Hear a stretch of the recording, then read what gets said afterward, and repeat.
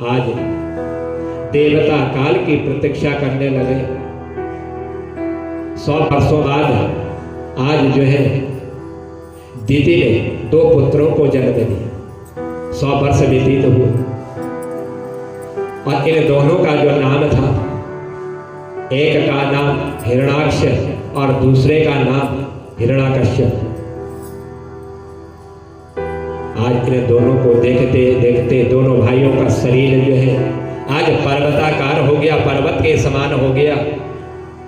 और यदि ये अपने सर पर मुकुट लगाते हैं तो वह मुकुट जो है आसमान को छू करके जाता है।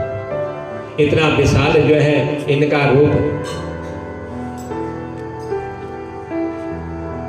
एक दिन हिरण्याक्ष अपने बड़े भाई हिरण्याकश्यप से कहने लगा कि हे भाई, हमारे अंदर बल भी है, हमारे अंदर पराक्रमी भी बहुत है मिला हुआ है, पर आज तक इस बल और पराक्रमों को दिखाने के लिए कोई हमसे भिड़ने वाला, हमसे लड़ने वाला आज तक हमें कोई मिला नहीं। इसीलिए इस दिग्विजय करने के लिए, अपनी विजय प्राप्ति करने के लिए यदि हम कहीं पर जाते हैं तो कहीं न कहीं दुनिया में कोई ना कोई ऐसा तो अवश्य प्राप्त होगा, कोई ना कोई तो ऐसा मिलेगा जो हमसे युद्ध करेगा। आज हम दोनों जो है अपनी विजय के लिए आज भ्रमण करते हैं। आज जो है अकेले ही गधा लिए हुए ये दोनों जो है अपनी विजय की पताका को फहराने के लिए निकल गए। और सबसे पहले हिरण्याक्ष और हिरण्याकश्यप इन दोनों ने स्वर्ग में जाकर के आक्रमण कर दिया और स्वर्ग में जाकर के गदा उठा करके बड़ी जोर की गर्जना करने लगे, जिस गर्जना के कारण देवता लोग बिना युद्ध किए हुए स्वर्ग लोक से इन्होंने प्रस्थान कर दिया। सारा स्वर्ग लोक देवताओं ने खाली कर दिया और भाग गए। आज इन दोनों के सामने यह देवता लोग जो है टिक नहीं पा रहे। देवताओं का अपमान करके आज जब यह वापस लौट करके आया, जब कोई नहीं मिला, समुद्र में समाहित हो गया, समुद्र के अंदर चला गया। समुद्र के अंदर प्रविष्ट होकर के वरुण देवता को आज समुद्र में जाकर के यह ललकारने लग गया और कहने लगा कि वरुण देव, तेरा बहुत नाम सुना है, तेरा बल पराक्रम हमने सुना है, और यदि तेरे अंदर बल है, पराक्रम है तो हमसे युद्ध कर। हम युद्ध करने के लिए आज समुद्र में आए हुए। उधर वरुण देवता अपने मन में सोचने लगे, विचार करने लगे कि यह दुष्ट इतना बलशाली, आज इससे जो है कैसे पीछा छुड़ाया जाए, और यदि इसे पीछा छुड़वा दिया तो कल्याण हो जाएगा। ये आज अपने मन में सोचने लगे, आज अपने मन में यह विचार करने लगे और हाथ जोड़ करके बोला कि हे भाई, जब हम तेरी उम्र के थे, तेरे बराबर थे, और तेरे समान जब हमारी उम्र थी तो हमारे हाथों में भी बहुत बल था, बहुत ताकत थी। हम भी सोचते थे ऐसे किसी से लड़ने के लिए हम भी सोचा करते थे, पर अब हम जो है वृद्धावस्था में पहुंच चुके हैं, हम वृद्ध हो चुके हैं। अब हमारा परम कर्तव्य है कि किसी को आशीर्वाद देना, किसी से लड़ना नहीं, झगड़ना नहीं, उसको आशीर्वाद देना, यही बुजुर्गों का कर्तव्य होता है। इसीलिए अब हमने ये सब छोड़ दिया, हम मात्र सिर्फ जो है आशीर्वाद देते हैं। आज भगवान से प्रार्थना करते हैं कि तुम्हारी ये जो इच्छा है, ये तुम्हारी इच्छा जो है शीघ्र ही पूरी हो जाए।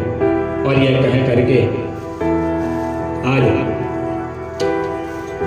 वरुण जी ने इन दोनों दैत्यों से अपना पीछा छुड़वाया और उन्हें भी जो है अपमानित करता हुआ आज हिरणाक्ष जो है लौट करके आ गया और उधर जो है इनका भी आज अपमान इसने कर दिया।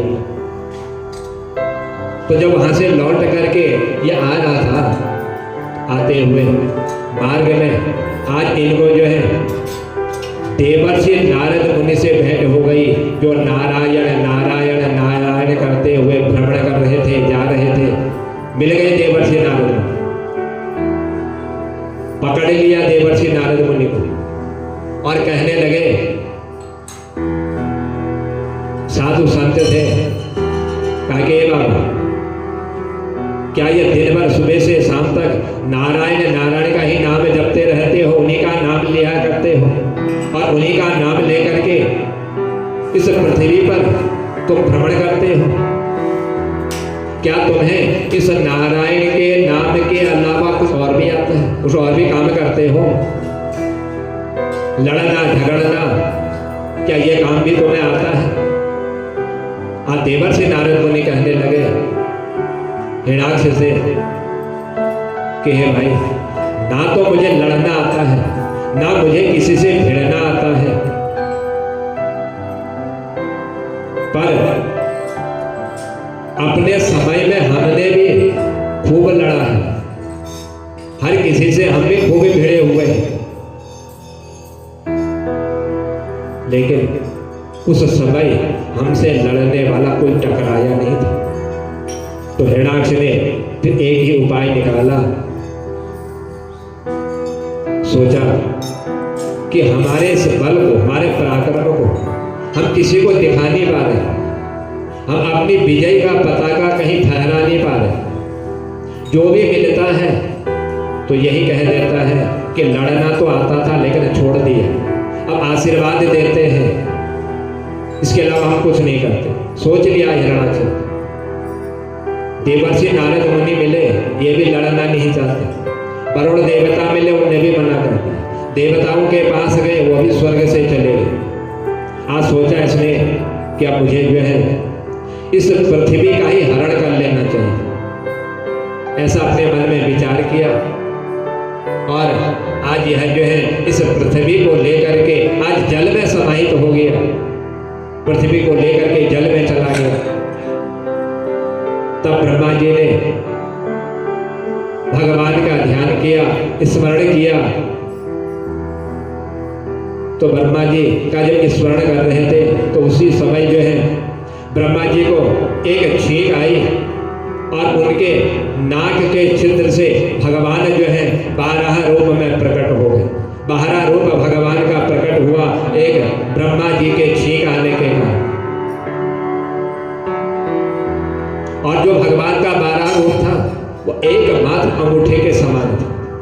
उस अंगूठे के समान भगवान के उस 12 रूप को देखते देखते वह जो है पर्वताकार हो गया, पर्वत के समान भगवान का रूप हो गया। जो एक अंगूठे के समान था वही आज पर्वत के समान हो गया। और उधर जो है देवता हाथ जोड़ करके आज भगवान के ऐसे रूप की महिमा करते, गुणगान गाने लगे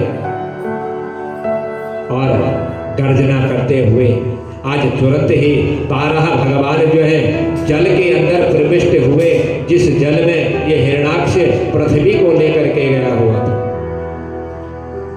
उस जल में भगवान भी आज प्रविष्ट हो गए और उन्होंने उसी समुद्र में हिरणाक्ष के साथ युद्ध किया और युद्ध में हिरणाक्ष का वध करके और पृथ्वी को मुक्त करा करके अपने मुख पर धारण करते हुए जैसे ही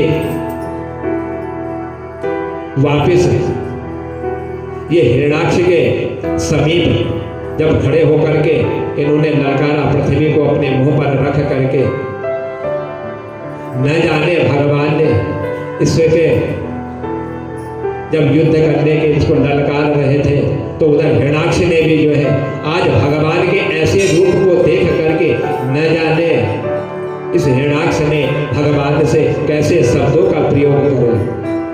बड़ा बलशाली था, अपने बल का उसको बड़ा घमंड था। सोचता था कि हमें इतना बल है कि कोई लड़ ले हमसे, भिड़ ले तो हमको परास्त कर देगा। जिनके स्वर्ग में जाने से ही देवताओं ने स्वर्ग का खाली कर दिया, बिना लड़े, बिना झगड़ा किए हुए, बिना युद्ध किए हुए आज भगवान से कहने लगा, भगवान के रूप को देख करके कि समुद्र में ये जंगल से आया हुआ स्वर आज इस जल में कहां से आया, क्योंकि भगवान ने 12 रूप अवतार किया उस पृथ्वी का उद्धार करने के। और कहने लगा, जब भगवान पृथ्वी को अपने मुख पर रख करके आ रहे थे, बलशाली था, कहने का कहां भाग रहे हो, हमसे युद्ध करो, बिना युद्ध करे तुम पृथ्वी को लेकर के नहीं जा सकते। लेकिन इसकी सारी बातों को भगवान सुन रहे थे, सब सुन लिया, लेकिन फिर भी जो है भाग रहे थे। और जब भागते हुए आज भगवान उस स्थान पर पहुंच गए जहां पर हिरणाक्ष का जो वध करना चाहते थे, हिरणाक्ष को मारना चाहते थे, और उस स्थान पर ला करके आज भगवान ने उस पृथ्वी को, उस भूदेवी को स्थापित किया। फिर भगवान खड़े होकर के आज कहने लगे हिरणाक्ष से कि आइए, आप मुझे उस समुद्र में प्रविष्ट होने पर ऐसे शब्दों का आपने प्रयोग किया। आज भगवान जो है उसी हिरणाक्ष को कहते हैं श्रीमान का संबोधन करते हुए कि अब बताइए, जब मैं समुद्र से पृथ्वी को लेकर के जा रहा था तो आप क्या बोल रहे थे, आपने क्या शब्द उस समय कहे थे? जब पृथ्वी को रख दिया तो बोला कि अब बतलाइए। आज अपने मेरे को जो ऐसे संबोधित कर दिया, जंगली सुअर का मुझे तुमने उदाहरण दे दिया, मुझे ये करके तुमने बोला। लेकिन इतना ही नहीं, मेरा जो रूप था, इस रूप को देख करके तुमने मुझे सही संबोधन किया। तुमने बिल्कुल सही कहा, क्योंकि मेरा रूप ही जो है सुअर के समान है।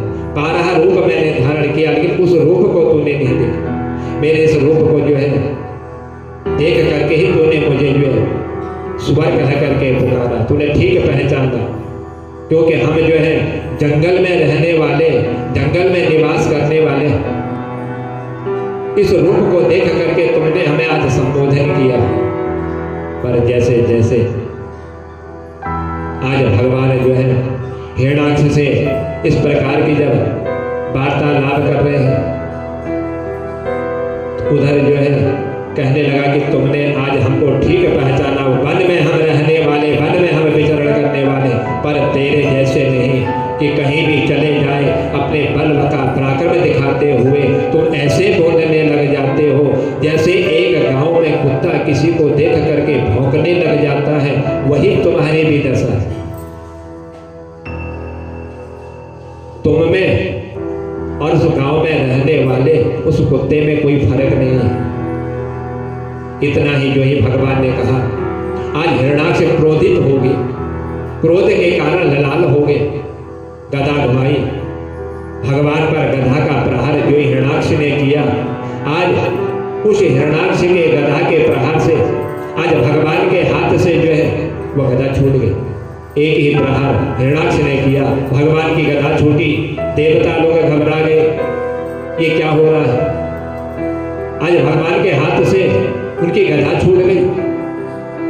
देवता लोग इशारा करने लगे कि प्रभु विलंब मत कीजिए, जल्दी कीजिए, हाथ में गदा लिए भगवान के। देवता लोग विनती कर रहे हैं, तुरंत इसका बंद कर डालो, क्योंकि यदि सूर्यास्त हो गया तो सूर्यास्त के बाद ये जो राक्षस होते हैं, इन राक्षसों का बल जो है बढ़ जाता है, इसीलिए इनको सूर्यास्त से पहले तुम इनका बंद करो। और यदि विलंब हुआ ये बलशाली हो जाएंगे, इनका बल और बढ़ जाएगा।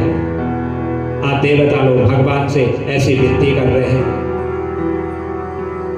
और देवताओं की ऐसी विनती सुन करके आज भगवान हंसने लगे, और हंसते हुए कहा कि देखो, ये देवता लोग जिनके पास इतना बल है, ये आज जो है किस तरह से डरे हुए हैं, किस तरह से भयभीत हुए हैं।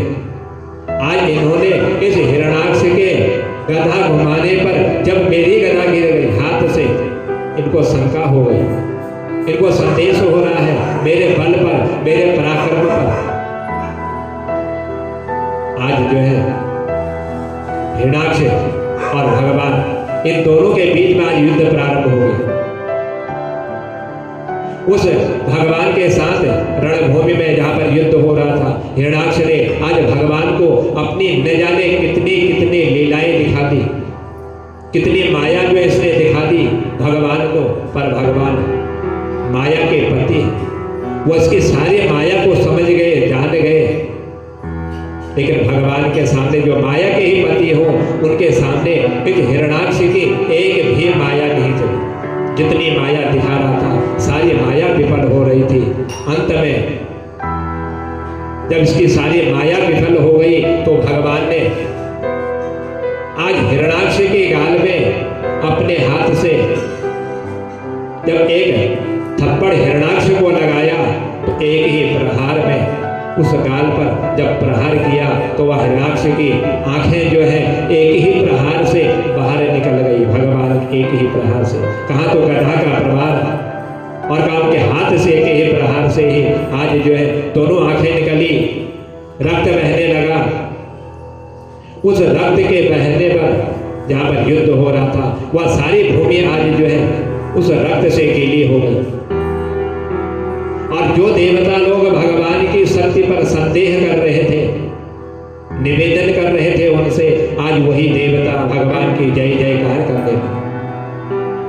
किसी को भी विश्वास नहीं था कि भगवान के एक ही हाथ के प्रहार से हिरण्याक्ष का वध हो जाए, ये किसी देवता को मालूम नहीं था। पर जब बड़ी देर तक यह खड़ा नहीं हुआ तो देवता आपस में एक दूसरे से वार्तालाप करने लगे। लगता है आज ये हिरण्याक्ष भगवान के एक ही प्रहार में इसका सारा काम बिगड़ गया, इसका सारा काम समाप्त हो गया, अब ये काम से चला गया। और इतना फिर सोच रहे, अभी तक विश्वास नहीं है देवताओं को कि भगवान के प्रहार से इसका वध हो गया। और कहने लगे चलो यदि ये मर गया तो आज हम भगवान की स्तुति करते हैं, भगवान का स्मरण करते हैं, उनके महिमा का गुणगान करते हैं। क्योंकि आज भगवान ने इतना बड़ा कार्य किया हुआ है, इतना बड़ा कर्म किया हुआ है, इस हिरण्याक्ष को मारा हुआ है, हम देवताओं को इस हिरण्याक्ष से इन्होंने बचाया हुआ है। और दूसरे कहने लगे और यदि हम चले गए और हमने देवताओं भगवान की आज स्तुति कर ली और कहीं पता चला ये जीवित हो गया, ये जिंदा निकल गया, और उस समय फिर हमको कहीं लेने के देने ना पड़ जाए, कहीं हमसे युद्ध न कर ले, इतना बलशाली है, इतना पराक्रमी है। और देवता लोग आपस में ही वार्तालाप कर रहे हैं एक दूसरे से, बतलाओ इसका क्या किया गया। तो देवता आज भगवान की ऐसी स्तुति कर रहे हैं, यदि ये जीवित हुआ या इसकी मृत्यु हो गई, ऐसी स्तुति आज भगवान के करने लगे कि यदि जिंदा हुआ तो ये बुरा नहीं मानेगा, इसको बुरा भी नहीं लगना चाहिए। आज ऐसी स्तुति करो कि जिसमें कि इसकी बुराई भी ना हो और भगवान का जो इन्होंने इसका वध किया हुआ है, भगवान की स्तुति भी हो जाए, इसको भी बुरा ना लगे और भगवान भी प्रसन्न हो जाए। ऐसे देवता लोग आज मन में विचार करते हुए सोच रहे हैं कि ऐसी स्तुति आज भगवान की करनी चाहिए। उस भाग्यशाली को आपने जो है कौन सी गति प्रदान की। सुहे प्रभु, ये तो बड़ा भाग्यशाली था, बड़ा बलशाली था, बहुत पराक्रम इसके अंदर था। आपने इसको मार तो दिया, लेकिन कौन सी गति इसको प्रदान करी हुई है आपने। ये देवता को स्तुति कर रहे भगवान की। हिरण्याक्ष को भी आप बुरा मान लगा, सोचा है, शंका है भगवान पर, कहीं जीवित हुआ तो लेने के देने पड़ जाएंगे, और मरा हुआ मृत्यु को प्राप्त हो गया तो हम देवताओं की रक्षा हो जाएगी, स्तुति ऐसी करनी है इसको भी बुरा ना लगे और भगवान की अगर भी स्मरण हो जाए, क्योंकि इस जगत में इसके समान भाग्यशाली और कोई दूसरा हमको दिखाई नहीं देता। इतना भाग्यशाली है तो हे प्रभु आपने इसको कौन सी गति प्रदान करी। देवता कहने लगे हे प्रभु बड़े बड़े योग मुनिंद संत योग का अभ्यास करते हैं, तब कहीं जाकर के समाज में एक झलक जो है आपको देखने की मिल जाती है। उस समाधि से ही एक झलक आपको देखते हैं। ऐसी ऐसी तपस्या करते हैं आपको पाने के लिए। कितनी साधना करने के बाद आपका दिव्य दर्शन जो है इनको प्राप्त होता है। बड़ा परिश्रम करते हैं, पर इस हिरणाक्ष को देखो कितना भाग्यशाली है। ना तो इसने तपस्या करी, ना कोई साधना करी और आपके दर्शन करने। जिसके दर्शन करने के लिए तपस्या करनी पड़ती है और बिना तपस्या के आज उसने दर्शन कर लिया। आपके मुख मंडल के छटा का दर्शन करते हुए इसके प्राण समाप्त हो गए, इसने प्राण त्याग दिए।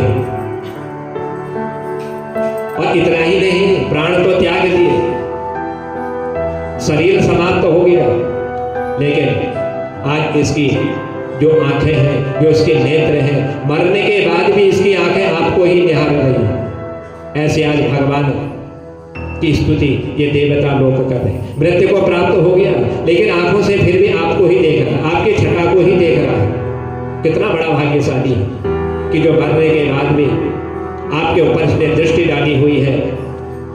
भगवान ने जब पाद प्रहार किया, पैर के द्वारा प्रहार किया, तो उसका शरीर जब दूसरी तरफ भगवान के पैर के प्रहार से जब लुढ़क गए, आज देवताओं को विश्वास हो गया कि अब यह जीवित नहीं है, अब जो है इसकी मृत्यु अवश्य हो चुकी है, या मर चुका है, या जीवित नहीं है।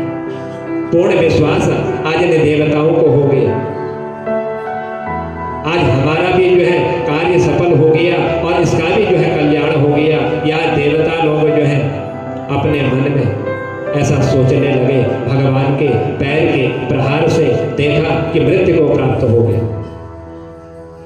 अब जो है यह देखकर अभी तक जो स्तुति कर रहे थे, दोनों की स्तुति देवता लोग कर रहे थे, हिरणाक्ष की भी और उधर भगवान की। आज भगवान के पैर के द्वारा जब देखा कि मृत्यु को समाप्त हो गया, अब इसके अंदर प्राण नहीं है, अब दूसरी स्तुति करने लगे देवता लोग। अभी तक भय था, डर था, यदि जीवित हुआ कहीं हमको परेशान ना करना।